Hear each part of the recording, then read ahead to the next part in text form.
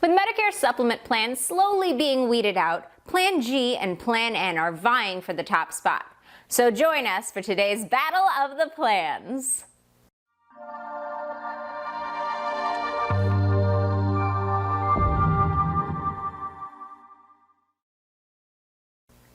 Welcome back and welcome to our channel. So if this is your first time here, my name is Sarah and I'm here today on behalf of iHealthBrokers. Now today we're going to be discussing Plan G versus Plan N, but please make sure to take a look around our channel because we've got plenty of other videos dedicated to Medicare Supplement plans in general, as well as Medicare Advantage, Medicare in general, just plenty of informative videos. And if you have any questions, feel free to leave them in the comments below, or you can give us a call here at iHealthBrokers at 888-410-0344.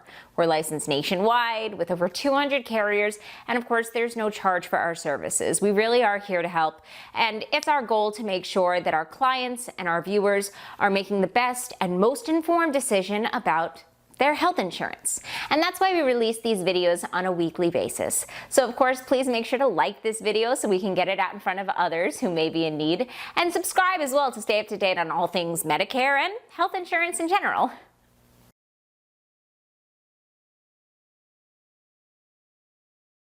So first, we're just going to touch upon exactly what Medicare Supplement plans are. Now, if you already know and you don't need to hear it again, feel free to fast forward to later in this video where we're breaking down Plan G and Plan N.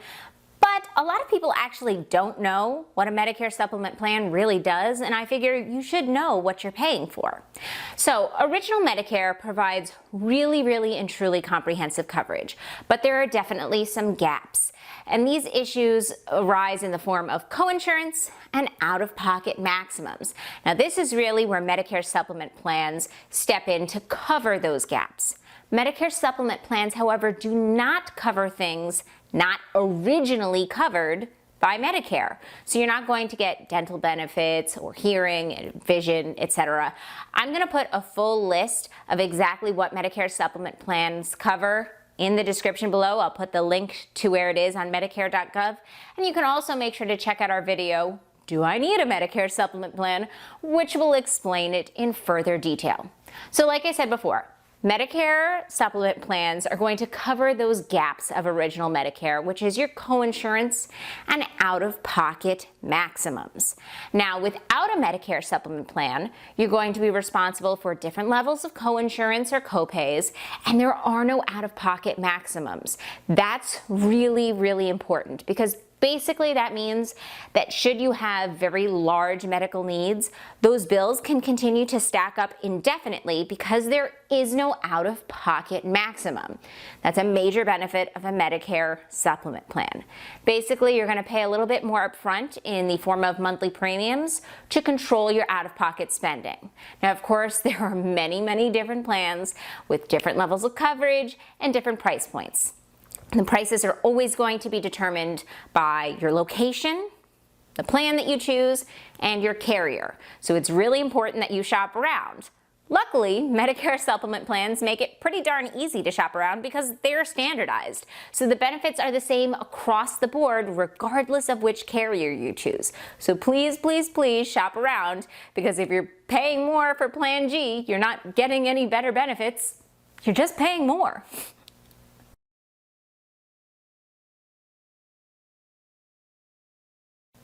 Like I said at the beginning of the video, Plan F is slowly being weeded out, and prior to that, it was the most popular Medicare Supplement plan. So now we're really looking at Plan G and Plan N, which look pretty similar at face value. So let's break it down on Medicare.gov.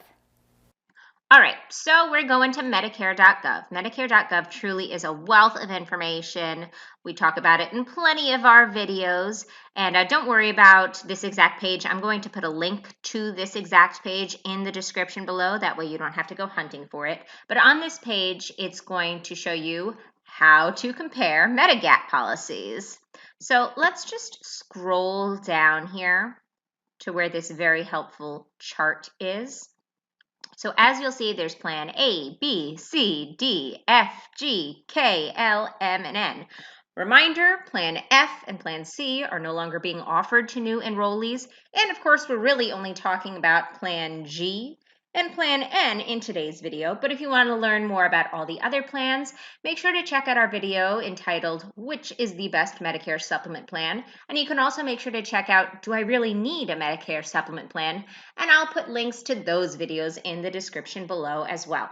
So really what we're going to notice is that Plan G and Plan N are very, very similar. So they're both going to cover your Part A coinsurance and hospital costs. I gotta be honest, your coinsurance for Part A is not really something that you need to worry about tremendously because you really only start to be charged coinsurance after you've been in the hospital for 60 days. So it's pretty unlikely. Part B coinsurance or copays. That's really important. Without a Medicare supplement plan, generally speaking, you're going to be responsible for about 20% of the costs for Part B services. So, Plan G is going to cover it entirely, which means when you go to the doctor, if you're utilizing Part B, no coinsurance, no copays for you.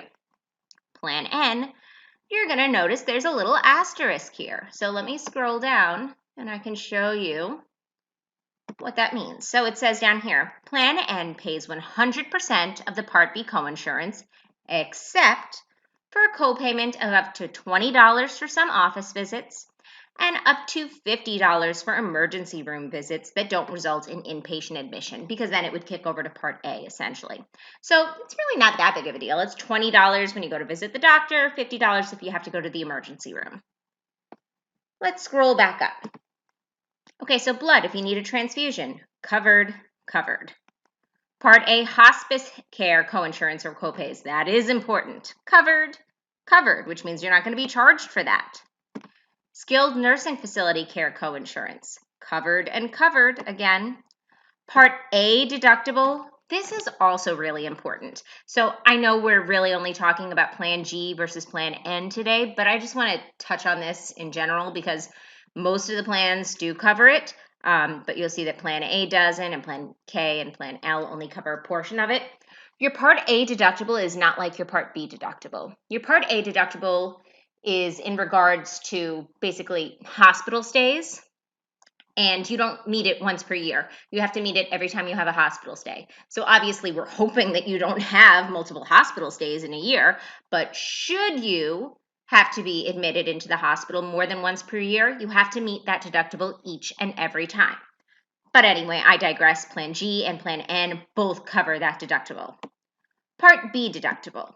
So they both don't cover it. The only plans that used to cover it were Plan F and Plan C, which are being weeded out. It's really not that big of a deal. Your Part B deductible, you meet it once per year, and in 2021, it's $203. So once you meet that, your insurance kicks in.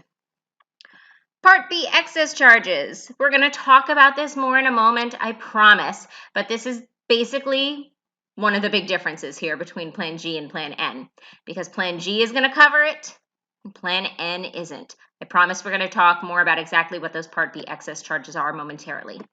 For in travel, 80%, and out-of-pocket limits, well, they both pretty much cover most of, pretty much the entirety of your expenses. So they handle those out-of-pocket limits. So that's pretty much it. I do want to mention Medicare supplement plans are standardized. So these are the benefits across the board. Doesn't matter who your carrier is. Those are the benefits. The only exceptions is that if you live in Massachusetts, Minnesota, or Wisconsin, Medigap policies are standardized in a different way. And you can check out here in these links exactly what that means.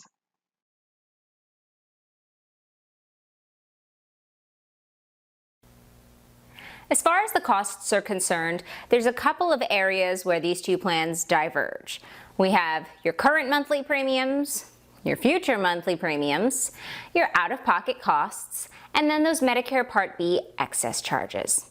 So first, let's look at your current monthly premiums. So usually Plan G is going to be a little bit more expensive because it offers you more coverage. However, it could range from $15 more expensive per month to $100. It's really going to depend upon, again, your carrier and your state. Additionally, Medicare.gov is going to ask you questions like your age, your gender, and if you use tobacco products. At that point, it's going to show you a list of basically the range of prices for certain plans in your location.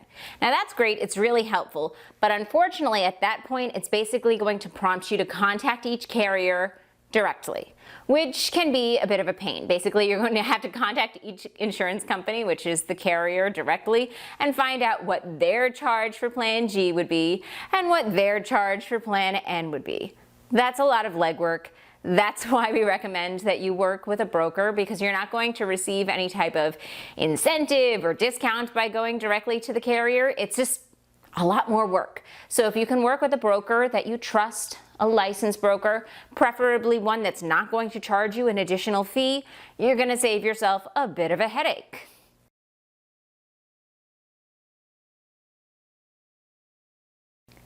Then there's future costs to take into consideration. So no matter what, your premiums are going to go up on a yearly basis. This is to accommodate for inflation and rising healthcare costs. However, the rate at which they go up is something that you need to take into consideration. Now, this is also affected by the carrier that you choose, so it does make it a little bit complicated because some carriers do have a better history of lower and more stable increases, and some carriers you're going to see it going up much more steeply. So again, that's why you might want to work with a broker who sort of has seen the pattern. But anyway, Plan G is more likely to go up at a steeper rate because Plan G is guaranteed issue, which means that even if you enroll outside of your individual enrollment period for a Medicare Supplement plan, you can pretty much get Plan G. Plan N is not guaranteed issue, which means that if you enroll outside of your individual enrollment period, which is a reminder for your Medicare Supplement plan, that is the 6 months after you turn 65 and enroll in Medicare Part B. If you enroll outside of that window, you may be subject to medical underwriting, which means you could be denied. So if you're interested in Plan N, you may want to take advantage of it now, because it doesn't necessarily mean that a couple years from now, you'll be guaranteed Plan N.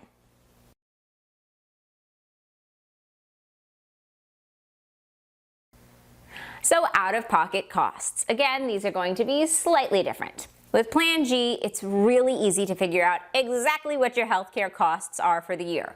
You're going to have to pay your Medicare Part B monthly premium and your Plan G monthly premium. And that's it. So basically, it's really easy to figure out exactly what your costs are going to be for the year.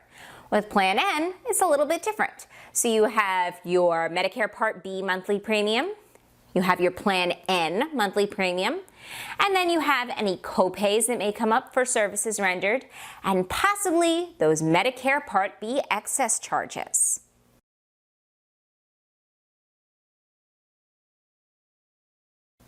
Then there's Part B excess charges. Now this only applies to Plan N, so forget about Plan G right now. Basically, if your doctor accepts Medicare, they accept the amount that Medicare is willing to pay them. But they may charge up to 15% more. So if your plan, like Plan N, does not cover those Part B excess charges, then you're responsible for that cost. However, let me throw in a little bit of a disclaimer. These are pretty rare. It's not like the vast majority of doctors are charging these Part B excess charges, but they can come back to bite you, so it's just something that you need to be aware of. Additionally, it's pretty easy to check in advance if your doctor does charge these Part B excess charges. So let's take a look. Okay, so we are back on Medicare.gov. And as I said before, don't worry, I'm going to put a link to this exact page in the description below. So I'm just going to put in a random zip code.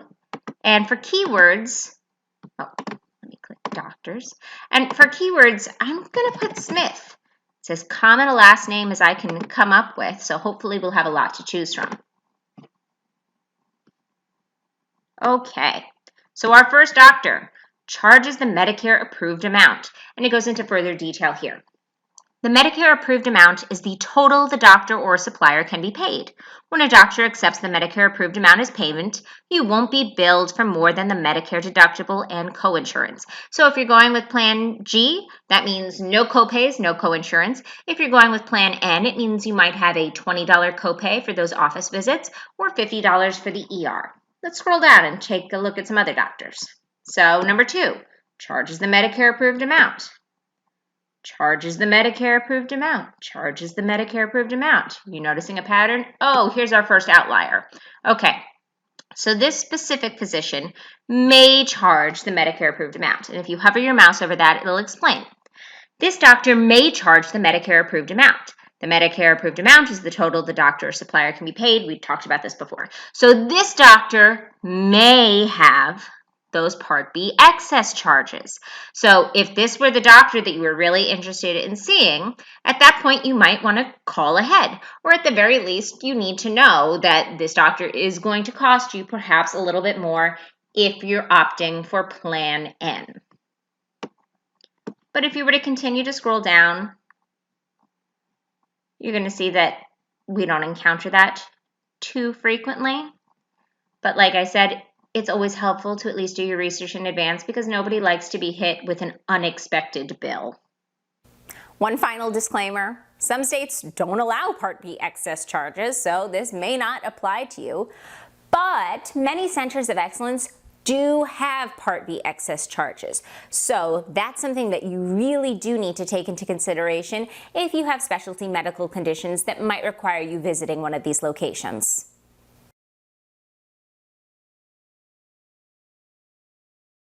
So, which is the winner? Well, you decide. Sorry folks if that sounds like a bit of a cop-out, but it's always going to depend upon your specific needs and your budget. Plan N definitely has the potential for major cost savings, but it also has the potential for some major out-of-pocket costs. So as always, it's going to depend on your needs, your location, your budget, and a variety of other factors. If you'd like our assistance, you can reach us here at iHealthBrokers at 888-410-0344. As a reminder, you can enroll in a Medicare Supplement plan year-round, regardless of whether you're still in your individual enrollment period. Now, that individual enrollment period for Medicare Supplement plans, also known as Medigap plans, is the 6 months after you turn 65 and enroll in Medicare Part B. So if you've deferred Medicare Part B, maybe you're still working, but you've already turned 65, you're actually going to have a little bit longer to make that decision.